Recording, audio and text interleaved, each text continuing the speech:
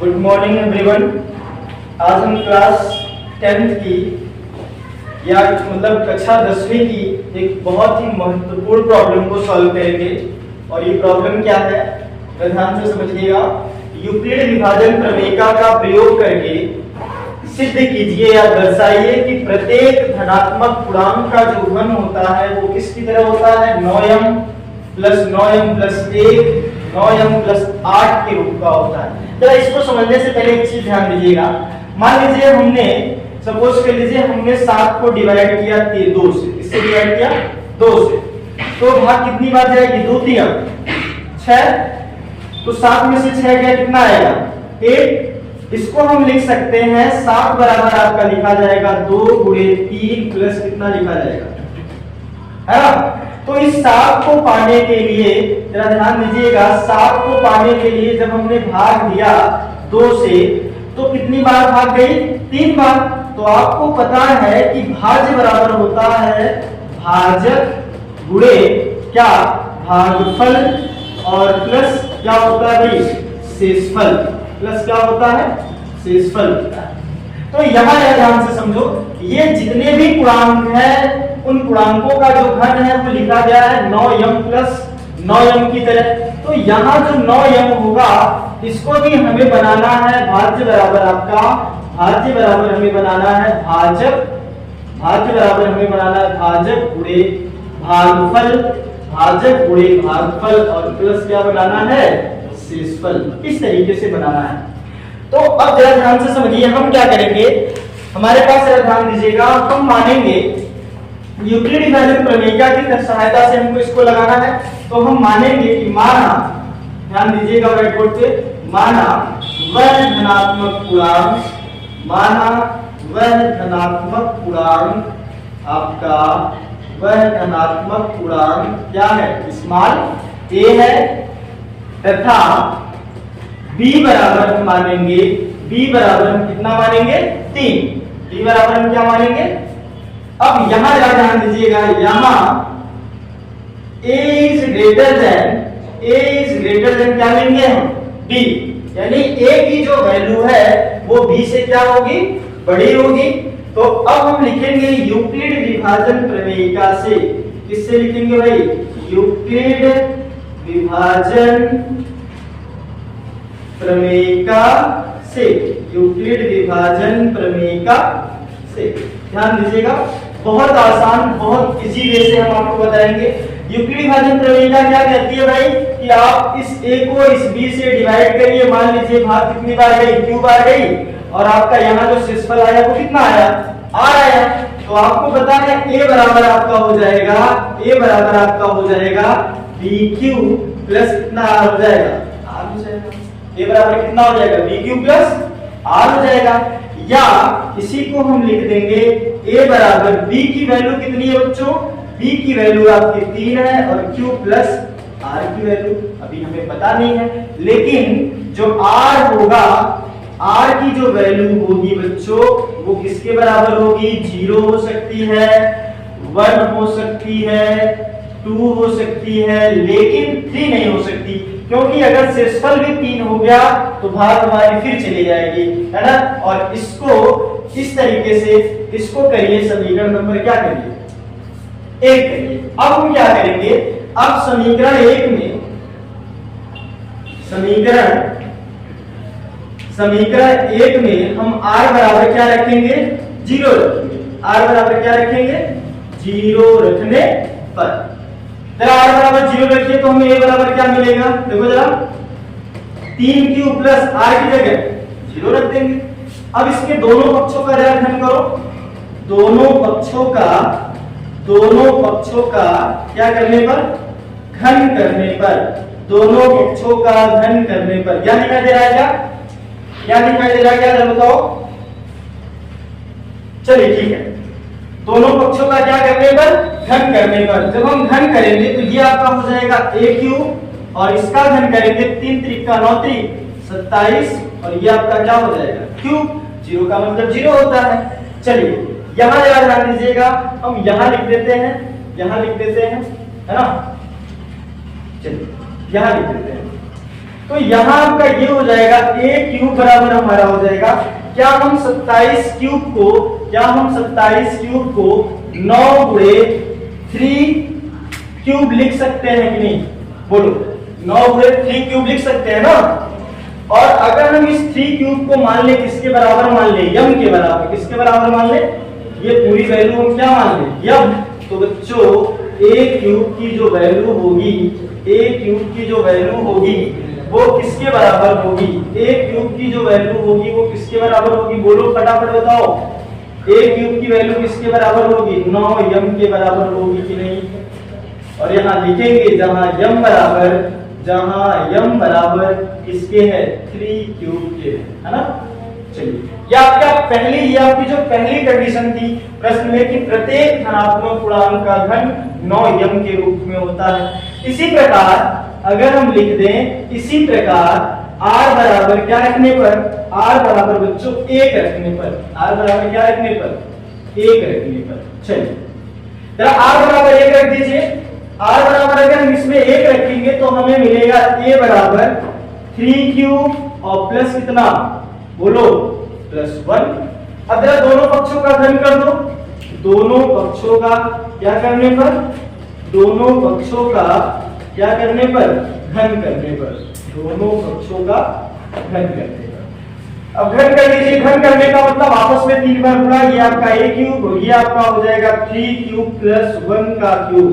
बच्चों a plus b का whole cube आप क्लास 8 9 से पढ़ते आ रहे हैं और ये किसके बराबर होता है? a cube plus b cube plus 3ab into a plus b।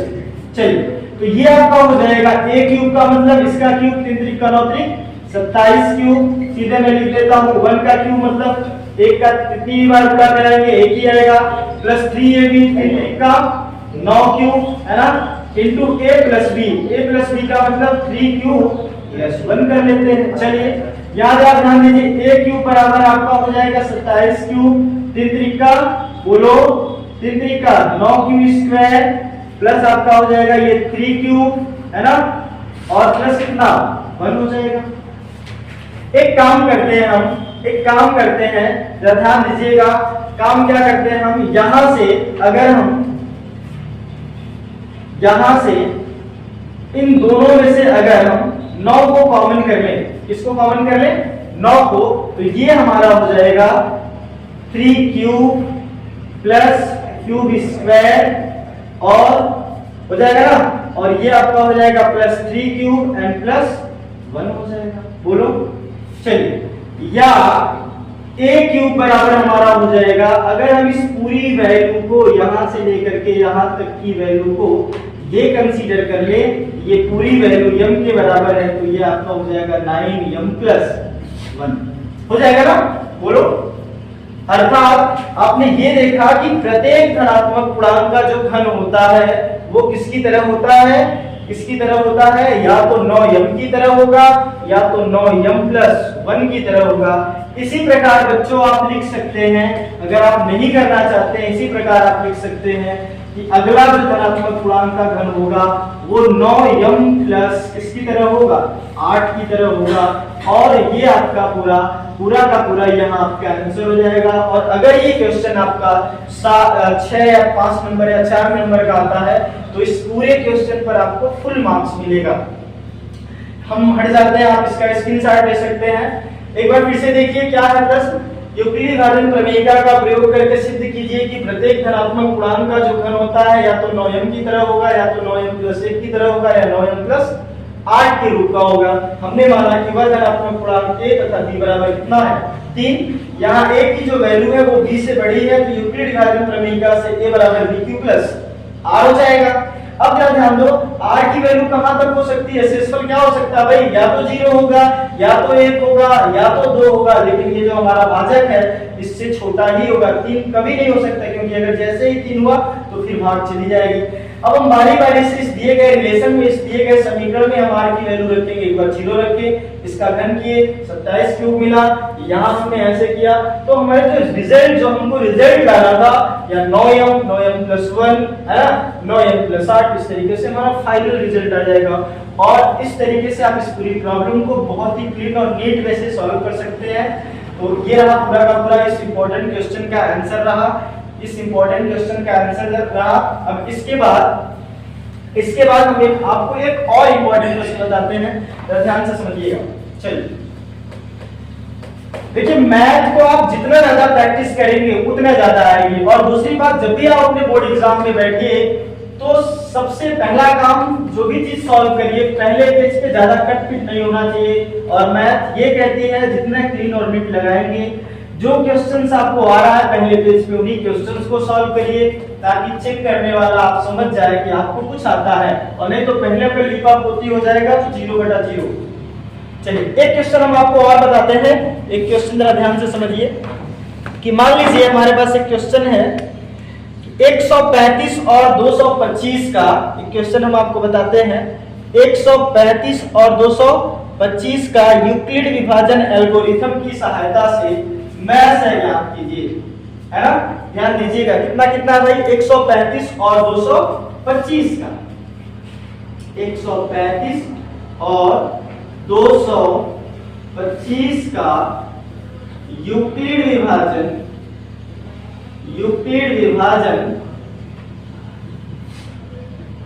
Algorithm से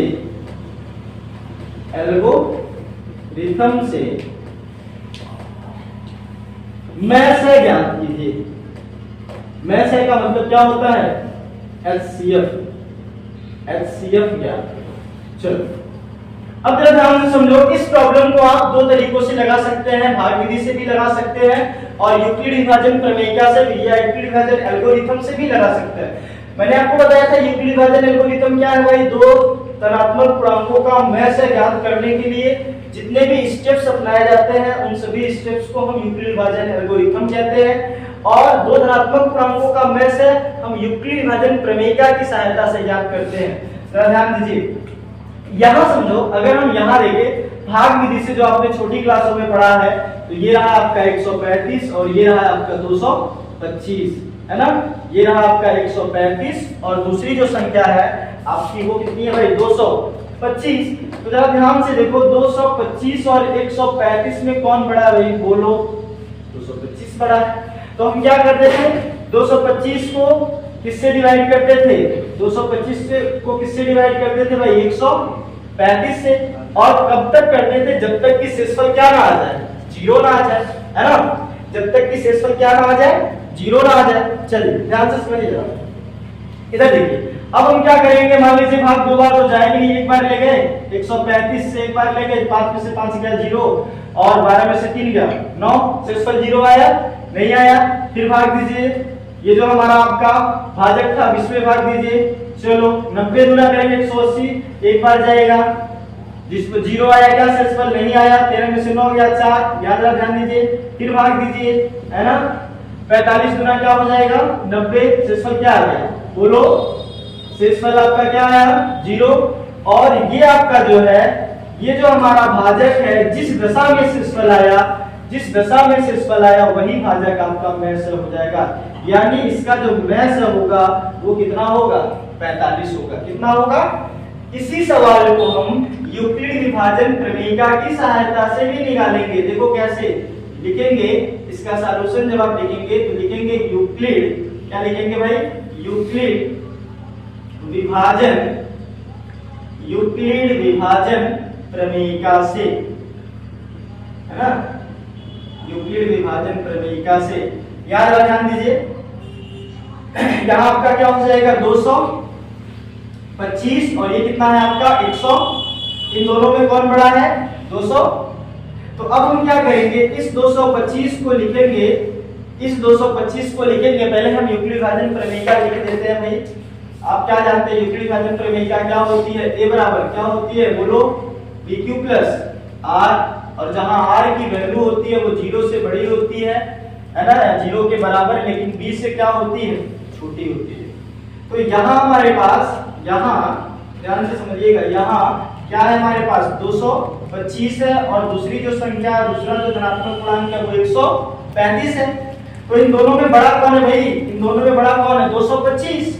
अब हम क्या करेंगे, अब हम क्या करेंगे, ध्यान से समझिएगा, अब हम क्या करेंगे, इस 225 पे डिवाइड करेंगे 135 से। कितनी बार भाग जाएगी, एक बार। शेषफल कितना बचा, बोलो 90 बचा कि नहीं शेषफल।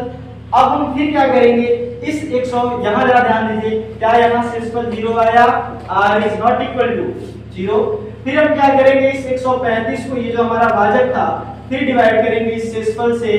तो शेषफल से भी हमने डिवाइड किया, तो भाग कितनी बार गई थी, एक बार। शेषफल कितना बचा था, बोलो 45। क्या यहाँ शेषफल 0 आया, नहीं आया। फिर हम क्या करेंगे, इस 90 को डिवाइड करेंगे, किससे डिवाइड करेंगे बच्चों, 45 से। और 45 से जैसे ही डिवाइड करेंगे तो 45 गुना कितना हो जाएगा, 90। और यहाँ देखिए शेषफल क्या आ गया, शेषफल क्या आ गया, 0 आ गया। और जिस दशा में जो शेषफल हमारा 0 आया, जिस दशा में हमारा शेषफल 0 आया, तो यहाँ हमारा जो ये भाजक है, यही भाजक आपका इन दोनों संख्याओं का अभिष्टमेय होगा, और यही आपका इस दिए गए प्रश्न का रिक्वायर्ड आंसर होगा। तो बहुत ही इजी वे में, बहुत शार्प और कम टाइम में आप अगर आप चाहते हैं तो इस तरीके से भी मैसेज निकाल सकते हैं, और इस तरीके से भी मैसेज निकाल सकते हैं। दोनों तरीकों से मैसेज निकाला जा सकता है, ऐसे भी निकाला जा सकता है और ऐसे भी। लेकिन अब आप बड़े हो गए हैं तो थोड़ा सा जो आप अपने सॉल्व करने का लेवल है वो भी इंक्रीज करिए। ये तो बच्चे, छोटे छोटे बच्चे छोटी क्लासों में लगा देते हैं आप। तो इसके बाद हम आपको नेक्स्ट वीडियो में बताएंगे शांत और अशांत दशमलव प्रसार के बारे में, है ना, terminating and non terminating decimal के बारे में। इसके आगे वाले वीडियो में मैं आपको बिल्कुल अच्छी तरीके से बताऊंगा कि कैसे बिना भाग दिए आप किसी भी परिमेय संख्या को देख करके बता देंगे कि इसका दशमलव प्रसार शांत होगा अथवा अशांत। बस आज की वीडियो में यही तक। Thank you so much.